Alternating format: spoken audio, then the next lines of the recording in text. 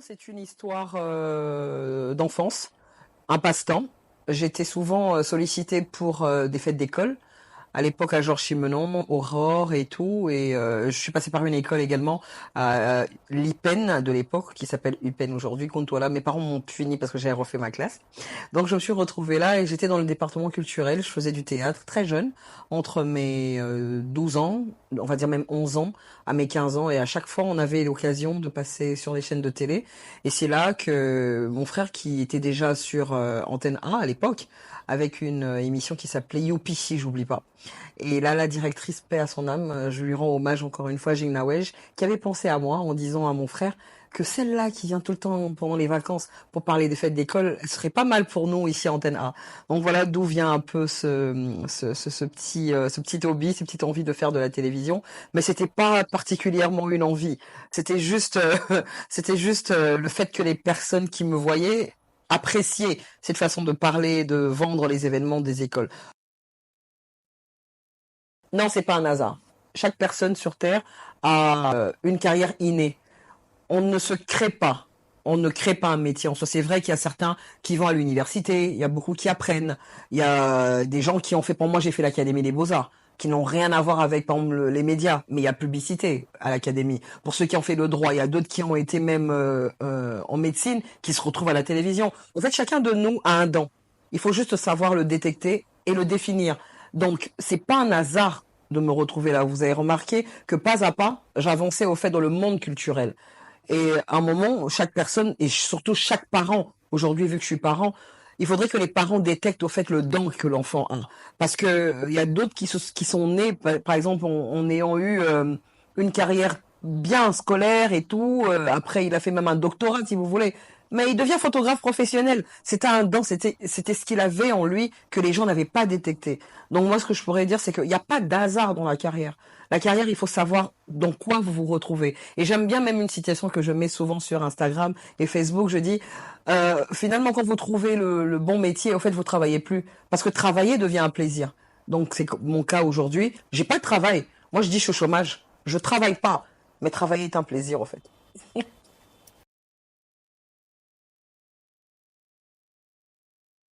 C'est clair, oui. Être femme, être homme, bon, j'aime bien, on m'appelle phénomène des fois. Des fois même on m'appelle papa, maman. Être femme, pour moi, ça veut rien dire. Parce que ça soit les hommes, ça soit les femmes, on est tous confrontés au même problème. Autant les femmes diront que je suis un peu misogyne, on dit. C'est quoi la bonne expression? Je réfléchis comme un homme, on va dire, je sais pas. Mais pour moi, ça n'a rien à voir. C'est vrai qu'il y a des difficultés parce que il y a quand même une certaine différence. Nous sommes confrontés à des réalités humaines, physiques. Mais sinon, si vous savez ce que vous voulez, il y a de quoi dire non des fois et savoir dire oui. Et surtout jouer sur aussi ce que vous avez comme avantage qui est en plus des hommes. Donc il faut juste savoir comment le faire pour atteindre un certain objectif et garder sa personnalité. Parce que dans les 22 ans de carrière qui viennent de passer juste derrière moi, ça fait 22 ans de réputation, 22 ans de respect et 22 ans également d'introspection. Ça vous permet au fait de reculer, de regarder, de dire est-ce que là c'est bon pour moi ou je dois reculer pour peut-être avoir plus de respect. Et la seule chose que je pourrais demander à mes sœurs ou la nouvelle génération ou les personnes qui aimeraient par exemple exercer dans ce monde qui est un monde très open mind, un monde très ouvert, c'est de pouvoir se battre pour sa réputation et son respect. Quand vous n'avez pas de respect, quand il y a personne qui met en exergue ce que vous avez comme potentiel, même si c'est 1 milliard de francs congolais, de dollars ou d'euros qu'on vous propose, mieux vaut dire non et garder sa personnalité et gagner 1 dollar chez une personne qui vous respecte. Le respect ne s'achète pas. C'est juste ça. Ça serait prétentieux de ma part de donner un conseil parce que on en fait tous partie et je ne me prends pas comme exemple. C'est une chose que je déteste le plus, c'est de parler de moi à la troisième personne comme un modèle de réussite ou femme forte qui n'est pas du tout dans mon jargon. Ce que je pourrais dire, c'est que la génération d'aujourd'hui n'a rien à voir avec la nôtre. Vous avez dit 21e siècle, on est du 20e siècle. Donc ça veut vraiment dire, c'est pas 100 ans qui viennent passer, mais c'est plusieurs années qui changent. La technologie d'aujourd'hui, qu'on adhère parce que tout passe vite, on est obligé de faire avec. Mais si c'était un vouloir ou un souhait, Jamais moi je serais dans cette rapidité-là et cette façon de voir les choses avec les réseaux sociaux, tout ce qui va, donc les vues. Non, parce que nous, on a réussi à cette époque-là, où on a été connus avec les télévisions normales. À l'époque, c'était, comme on dit, le téléphone arabe, de bouche à oreille. Mais aujourd'hui, avec la technologie et tout ce qui va, tout va vite. Qu'est-ce que je pourrais dire à cette génération? C'est de faire ce qu'ils aiment, que ça soit les hommes comme les femmes. Je dis, je ne prends pas mon aparté les femmes. Parce qu'aujourd'hui, il y a même plus de femmes qui sont en train d'exercer dans les métiers des hommes et plus d'hommes qui sont en train d'exercer le métier de femmes. Des bons cuisiniers, vous avez 5 étoiles, un homme. Vous avez un bon pilote. Ah, c'est une dame. Bref, aujourd'hui, tout a changé. Tout est multiplié, au fait, par 4, par 100, par une génération qui a une rapidité par rapport à la technologie. Donc, mon conseil serait de pouvoir faire ce que dans lequel vous vous retrouvez le mieux. Ne vous adaptez pas, ne vous conformez pas au siècle présent, c'est la Bible et c'est aussi une réalité. Battez-vous pour vos valeurs. Les valeurs ne s'achètent pas, peu importe les conditions d'aujourd'hui qui sont très difficiles, c'est vrai, mais les valeurs ne s'achètent pas. Donc c'est tout ce que je pourrais donner comme conseil parce que comme je répète, on est tous un peu encore dans le même bain.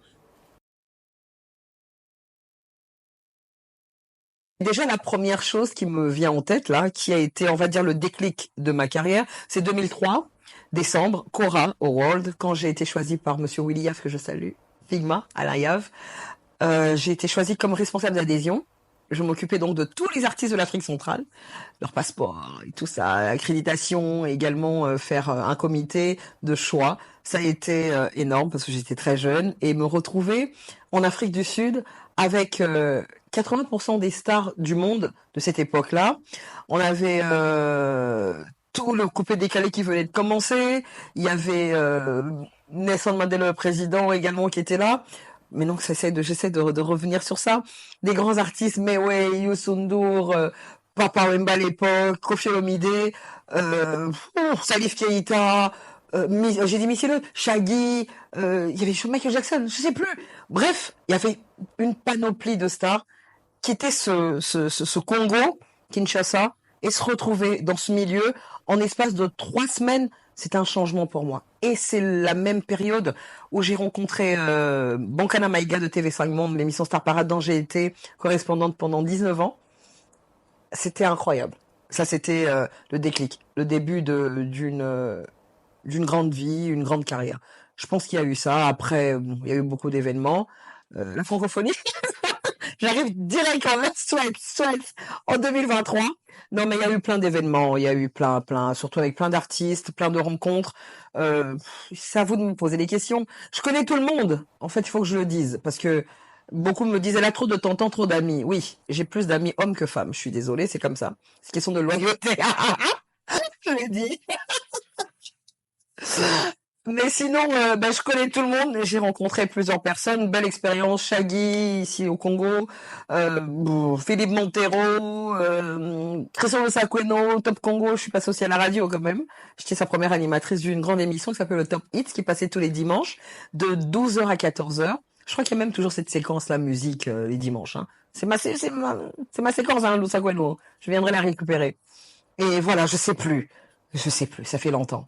Il y en a eu trop, il y en a eu trop. En prendre magazine, pardonnez-moi pour cette question, mais il y en a eu tellement que je peux même pas vous répondre, en fait.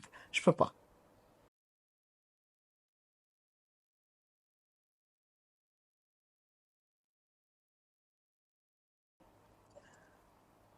On m'a posé la même question à un forum dernièrement. C'est bizarre ce que je veux dire, mais non, c'est lequel des métiers? Quand vous dites ma carrière, c'est lequel? J'aimerais qu'on me précise lequel des métiers. On va sur la télé, par exemple. La télé congolaise d'aujourd'hui, je n'ai pas la main sur la télé congolaise d'aujourd'hui. Déjà, je ne sais pas comment elle se passe. J'ai eu à collaborer dernièrement avec la RTNC pendant un bon moment. Moi, je dirais mieux vaut suivre une carrière déontologique, aller à l'université apprendre, ou des études supérieures plus courtes, ou des études professionnelles. Je pense qu'il y a l'INA dans la culture ici au Congo, à Kinshasa. Il y a l'IFACI qui a changé le nom aussi. En communication aussi, il y en a plusieurs autres. Mieux vaut apprendre. Mieux vaut apprendre pour savoir si c'est vraiment ce que vous voulez faire comme métier. Parce que exercer un métier, ça doit être noble. C'est pas pour le faire, en fait. Moi, je ne suis pas d'accord avec ceux qui regarderont Marilyn Kakonde. Ah, je ferai comme elle. Non, moi je dirais non, non. Je ne peux pas vous encourager à m'imiter parce que j'étais une ancienne youpio, comme on disait les youpies et les rappeuses, danseuses de fête d'école. Je suis passée par des scènes de théâtre. Je suis passé par plusieurs domaines de la culture qui m'ont mené à ça. Chacun a en fait sa chronologie. Quelqu'un qui a aujourd'hui 25 ans viendra me dire, Madame, j'aimerais être comme vous. Mais ils ignorent que moi, ma carrière, à 25 ans, j'avais déjà 12 ans de carrière. Vous voyez où je veux en venir? Donc ça se crée pas comme ça en imitant quelqu'un. Chaque personne a une histoire.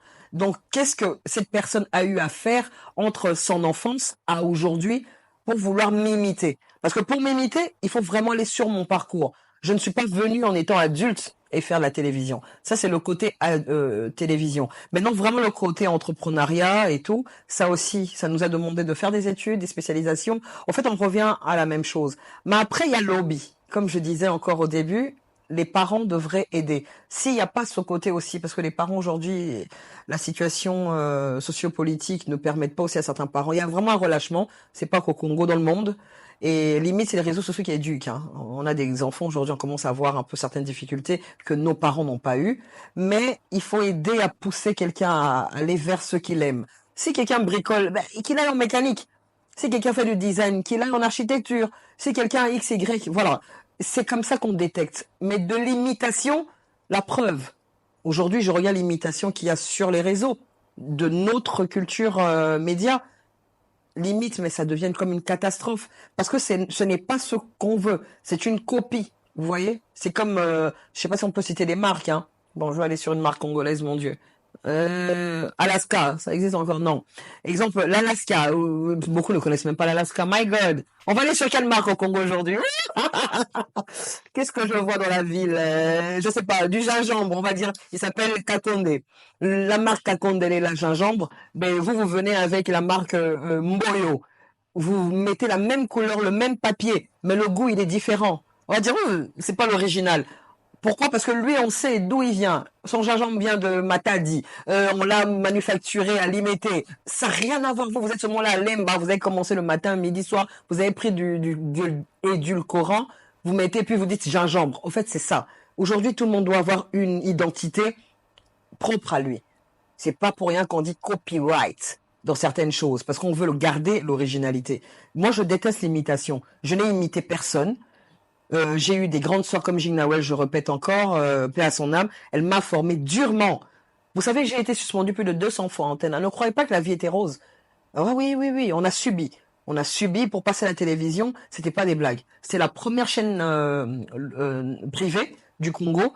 On avait en face de nous Raga qui est venu après, et puis RTNC. Donc c'était pas des blagues. Donc aujourd'hui, quand je vois tout le monde prend son téléphone, il pose là, il fait son émission. C'est bien, c'est la technologie. Mais qu'est-ce qui vous diffère de l'autre?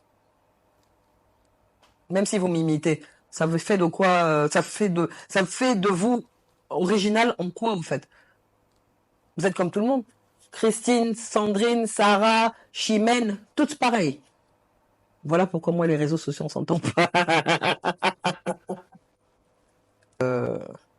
Moi je comprends, il y a beaucoup de pression aujourd'hui avec toutes ces chaînes qui sont arrivées. Je découvre, hein, je découvre. Je suis, pour ceux qui me connaissent personnellement, on sait très bien que je suis une personne qui vit en mode Wi-Fi avec Internet. Je suis pas trop télé parce que la télé a changé. La télé avant, à l'époque, quand on mettait vraiment une barre de -16, c'était vraiment -16. On mettait une barre de -12, c'est très -12. Aujourd'hui, -16, en fait, c'est quelqu'un qui a 70 ans qui devrait regarder. Mais aujourd'hui, ceux de 9 ans regardent. Donc bref, la jeunesse, elle a 10 fois plus de rapidité d'information que nous. Et il y a des choses qui peuvent nous choquer que mon enfant peut vous dire, oh maman, c'est rien, hein, c'était que ça. Vous êtes même limite choqué. En fait, ces jeunesses, je leur demande de prendre le temps. La vie, elle est tellement belle. Elle est longue. Mais surtout en particulier, peu importe la religion. Je suis pas une personne qui va pousser quelqu'un à dire, toi, mets-toi au christianisme tout de suite. J'aimerais le faire. Mais je peux vous dire que le Dieu que nous servons, le Dieu en qui nous avons cru, il peut changer votre perception des choses. Parce que la seule chose qu'on peut dire à la jeunesse, on a beau parler, on ne sera pas exemplaire, je l'ai dit tout à l'heure, je ne peux pas me prendre comme exemple. pas du tout. Mais tout ce que je peux dire, c'est que si vous avez le discernement, vous avez la crainte de l'Éternel, il y a des choses que vous allez voir qui aboutissent et qui changent votre vie. C'est juste ça. Donc la jeunesse, pour moi, elle doit se consacrer un moment à la prière. Mais la vraie prière. La prière, c'est pas lundi à dimanche, t'es à l'église, non. C'est le cœur. T'as disposé ton cœur à écouter la parole. Ça permet à trouver le bon chemin. Et même pour votre travail, même pour vos opinions, même pour le métier que vous exercez, ça peut vous permettre juste à vous orienter et vous dire que là ne va pas. Là, tu peux aller. Il y a toujours cette voie. Même pour mes amis que je connais qui sont en train de picoler à cette heure-là. Il y a toujours cette voix qui dit, ah, il y a les embouteillages. Reste sur la file, rentre à la maison. Je vous promets que chaque être humain a ça en lui. C'est juste d'accepter ça et de suivre cette voie. Donc pour moi, dans mon cas à moi, c'est le Seigneur qui m'a permis au fait d'avoir ce discernement. Et j'aimerais que nous on l'a compris un peu tard, mais j'aimerais que ceux qui ont moins de 25 ans, moins de 17 ans, moins de 30 ans puissent le comprendre. Parce que la réussite du Congolais, limite, c'est entre les 40 et les 50 ans. C'est un peu différent du monde. Entre 40 et 50 ans, il y a des gros challenges qui se mettent devant nous et qui nous poussent et nous boostent à pouvoir réussir. Parce qu'après, ben voilà. Mais dans le monde entier, vous remarquerez que ceux qui sont dans la ligne de réussite, c'est entre 15 et 30. Vous voyez? Mais nous, on a encore cette grâce d'aller jusqu'à 40, 50. Ne nous disons pas que on a le temps. Aujourd'hui, je suis obligée de le dire. Je pense à un grand ami à qui je rends hommage à travers cette émission, Joss Berry, qui me manque énormément. C'était une personne à qui je parlais comme je parle à travers ce magazine. Il travaillait pour Mbote également pour le prophète Joël Francis. Souvent, je lui disais, Bino Baleki, si vous allez traduire en bas, Bino Boza Baleki, mais bon, qui est trop rapide. Mais il me disait, mère, quand ça Arabi Sotiyo Yebe Moussala. Il me disait juste, si, avec l'expérience que j'ai acquise, je pourrais leur aider. Et je le fais, que ça soit Aaron, que ça soit lui, Joss, que ça soit Jojo. Ils sont pleins. Ariel, tous, ils sont venus après nous, mais ils ont la même vision de comprendre que le temps est important. Ce n'est pas filer, mais c'est de savoir aller slowly, étape par étape. C'est juste ça. Mais avec Dieu, on fait des exploits, en fait. Simplement. C'est juste ça. Alors, je vais commencer d'abord par celui-là. Ben, je remercie le comité de Mwasi Motombo Limboka. Sincèrement, quand on m'a appelé pour me le donner, j'ai dit, ah, c'est quoi ça encore, qu'il y a une vidéo, réseau. Mais merci d'avoir pensé à moi. C'est juste un trophée qui récompense la femme congolaise dans son métier, son exception, ce qu'elle a fait et ce qu'elle a produit. Vraiment, merci. C'était en 2023, novembre. Merci énormément. Mwasi Motombo Limboka. C'était énorme.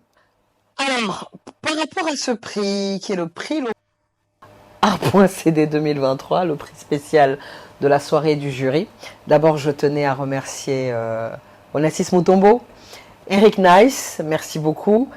Alors, non, il faut que je raconte une histoire. Vraiment, permettez-moi.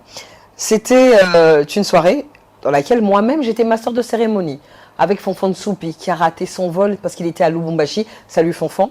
Il devait prendre CA. Il a raté son vol. Et à 19h30, je me retrouve seule MC. Alors que j'avais pas tous les textes, je n'avais pas tout le déroulé. Comme d'habitude, je me retrouve à improviser. Eric Naïssa, tu me le vaudras toute ta vie.